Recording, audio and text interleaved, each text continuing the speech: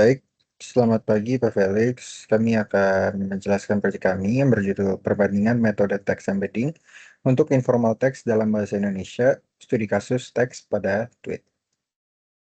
Sebagai pendahuluan, dalam bidang Natural Language Processing, terdapat berbagai metode text embedding seperti TF-IDF, fast text, dan transformer. Nah, masing-masing metode ini memiliki kelebihan, namun performanya pada teks informal bahasa Indonesia, terutama yang mengandung slang seperti di Twitter, masih belum jelas. Oleh karena itu, kami merumuskan beberapa pertanyaan penelitian.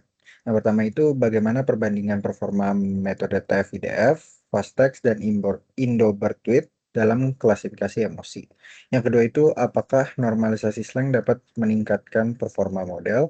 Yang ketiga bagaimana pengaruh teks informal terhadap hasil klasifikasi.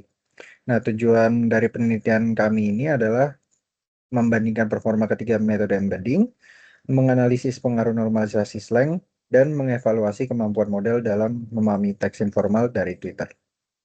Nah, kita lanjut ke dataset. Nah, dataset yang kami gunakan ini berasal dari Kaggle, yaitu Indonesian Twitter Emotion Dataset.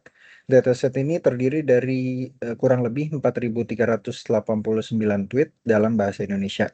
Nah, setiap data itu diklasifikasikan ke dalam 5 emosi. Yang pertama itu anger atau marah, fear, takut, happy itu senang, love, eh, cinta, sadness itu sedih.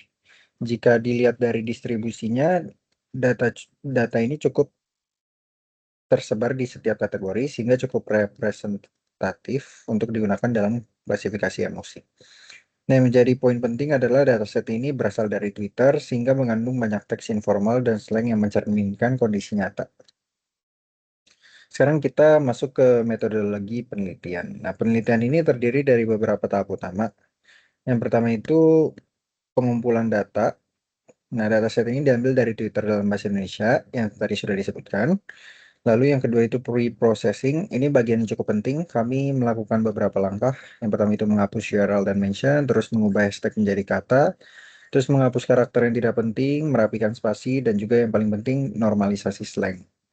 Nah, kenapa ini penting? Karena sekitar 76% data itu mengandung slang yang biasa dianggap sebagai noise oleh model.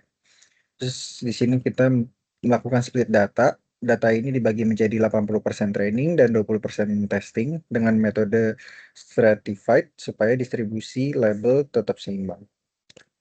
Terus kita melakukan representasi teks.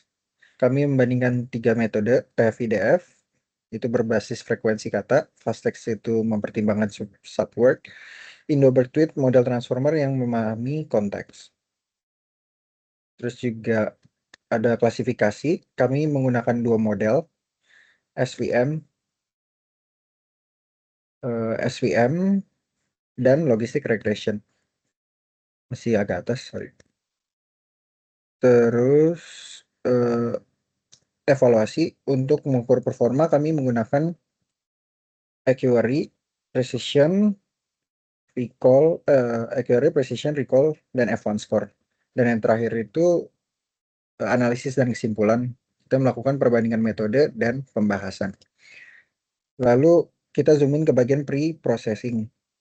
Di sini ada beberapa langkah yang kami lakukan secara berurutan. Pertama, kami menghapus URL dan mention karena itu tidak memberikan informasi emosi. Terus yang kedua itu hashtag kami ubah menjadi kata. Nah, contohnya hashtag seperti hashtag senang banget. Nah, itu akan dipecah menjadi kata yang biasa dipahami model. Nah, ketiga kami menghapus karakter yang tidak penting seperti simbol atau tanda baca berlebih.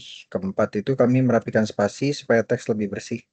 Dan terakhir yang paling krusial itu normalisasi slang, yaitu mengubah kata tidak baku menjadi baku. Misalnya GK atau gak itu menjadi tidak, atau BGT menjadi banget. Nah, output dari proses ini adalah 2 jenis teks, yaitu clean text dan normalized text. Nah, di sini ada analisis noise. Selanjutnya kami melakukan analisis terhadap noise dalam data. Nah, kami menemukan bahwa sekitar 76% tweet mengandung slang. Artinya sebagian besar data tidak dalam bentuk bahasa formal. Kalau ini tidak ditangani, model bisa salah memahami konteks atau bahkan menganggap kata tersebut sebagai kata yang berbeda. Nah, oleh karena itu normalisasi slang menjadi langkah yang sangat penting dalam penelitian ini. Terus di sini ada data variance untuk melihat dampak dari Slang ini, kami membuat 2 variasi data. Yang pertama adalah clean text, yaitu data yang hanya dibersihkan tanpa normalisasi slang. Yang kedua adalah normalized text, yaitu data yang sudah melalui proses normalisasi slang. Nah, dengan 2 versi ini kami bisa membandingkan secara langsung apakah normalisasi benar-benar meningkatkan performa model atau tidak. Selanjutnya dilanjutkan oleh teman saya. Oke, selanjutnya saya akan menjelaskan mengenai metode text embedding yang digunakan pada penelitian ini, serta hasil dan pembahasannya. Pertama, text embedding merupakan proses mengubah teks menjadi representasi numerik agar dapat diproses oleh model machine learning. Dalam penelitian ini, saya membandingkan 3 metode utama, yaitu TF-IDF sebagai baseline, fastText, dan Indo-Bird Tweet berbasis transformer. Metode pertama adalah TF-IDF. Metode ini bekerja dengan menghitung frekuensi kemunculan kata dalam dokumen serta tingkat kepentingannya di seluruh dataset. TF-IDF menggunakan unigram dan bigram, sehingga cukup sederhana dan cepat namun tidak mampu memahami konteks kalimat. Meskipun demikian, metode ini sering digunakan sebagai baseline karena stabil dan mudah diimplementasikan. Selanjutnya adalah fastText. Metode ini menggunakan pendekatan word embedding berbasis subword sehingga mampu menangani kata tidak baku atau slang yang sering muncul pada Twitter. Namun, pada penelitian ini, representasi kalimat diperoleh dari kata-kata embedding, sehingga konteks kalimat secara keseluruhan belum dapat ditangkap dengan baik. Yang ketiga adalah Indo-Bird Tweet, yaitu model berbasis transformer yang telah dilatih pada data Twitter berbahasa Indonesia. Model ini memiliki keunggulan dalam memahami konteks dan kalimat secara lebih mendalam. Namun pada penelitian ini model tidak dilakukan fine tuning sehingga performanya belum optimal.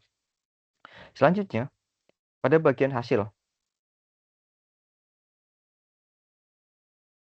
Pada bagian hasil dapat dilihat bahwa metode TF-IDF dengan model SVM memberikan performa terbaik dengan akurasi sekitar 63%. Hasil dan metode yang lebih sederhana justru dapat memberikan hasil yang lebih stabil. Sementara itu, fastText menunjukkan performa yang lebih rendah dan cenderung tidak stabil. Kemungkinan karena representasi kalimat yang terlalu sederhana. Untuk Indo-Bird Tweet, meskipun memiliki potensi terbaik dalam menangani konteks, hasilnya belum maksimal karena memang belum dilakukan fine tuning. Kemudian terkait normalisasi slang. Hasil eksperimen menunjukkan bahwa normalisasi tidak memberikan peningkatan performa yang signifikan pada seluruh model. Meskipun demikian, pada beberapa kasus terutama TF-IDF, terdapat sedikit peningkatan. Hal ini menunjukkan bahwa meskipun slang merupakan noise yang dominan dalam dataset, dampaknya terhadap performa model tidak terlalu besar. Dari hasil tersebut, terdapat beberapa insight utama. Pertama, model yang lebih kompleks tidak selalu menghasilkan performa terbaik, terutama ketika data yang digunakan masih terbatas. Kedua, metode sederhana seperti TF-IDF masih sangat kompetitif untuk tugas klasifikasi teks dengan dataset kecil hingga menengah. Dan selanjutnya, model berbasis transformer seperti Indo-Bird Tweet memiliki potensi yang sangat besar, namun membutuhkan proses fine-tuning dan data yang lebih besar agar performanya optimal. Dan terakhir, processing seperti normalisasi slang memang penting untuk kebersihan data, tetapi tidak selalu memberikan peningkatan performa yang signifikan, sehingga perlu dipertimbangkan secara kontekstual. Dari keseluruhan hasil ini dapat disimpulkan bahwa pemilihan metode embedding harus disesuaikan dengan karakteristik data, kompleksitas model, dan tujuan dari penelitian. Mungkin bisa dilanjutkan oleh Bu Kalena. Baik, untuk saran penelitian berikutnya itu, dari hasil pengujian dan analisis yang sudah kami sebutkan tadi. Pertama, terkait model transformer, kami berpikir untuk melakukan fine tuning pada model transformer agar representasi kontekstual itu yang dihasilkan jauh lebih baik dan lebih spesifik. Dan dia juga ingin kami buat untuk lebih sensitif terhadap karakteristik bahasa kasual yang terus berkembang. Nah, yang kedua ini, untuk pengembangan dari sisi datanya. Jadi kami akan mencoba untuk cari model, dengan bahasa yang informal dan, tujuannya agar model itu memiliki generalisasi yang lebih lanjut.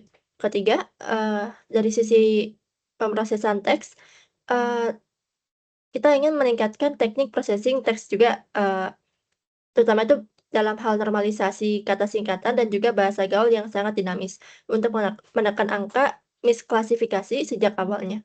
Dan terakhir itu untuk eksplorasi arsitektur model. Eee, jadi untuk pengembangan model deep learning end to end yang mengintegrasikan proses ekstraksi fitur dan klasifikasi secara langsung itu, eee, kami ingin, potensi performa model itu dalam mengenali emosi pada teks informal dapat dimaksimalkan. Nah, berikutnya kami, akan coba untuk